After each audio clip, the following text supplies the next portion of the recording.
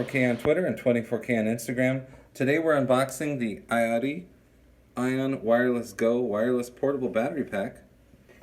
It has 10,000 milliamps and it's wireless enabled, so we'll get to the unboxing right now. Comes with some documentation right here. Also some information here inside the box. So you can charge two phones at the same time, one wirelessly and one via cable. So here is the actual battery itself. We like the design and the feel of the fabric that surrounds the battery. So here is the USB Type A charging port on top and USB Type C. So that will show you that it's at 100%. I charged this earlier. Now it's ready 99, so it's currently on and ready to charge wirelessly.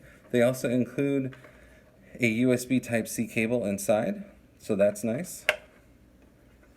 Now, if your device requires that this stay on for charging, some devices sense the charging that's required. You just double press the button for turning it on. So that's the battery. Give you some more information here about that. You can pause the video and look at it at your leisure.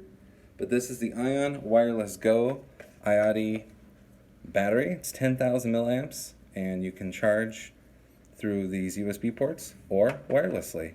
And further information down in the description. Thanks.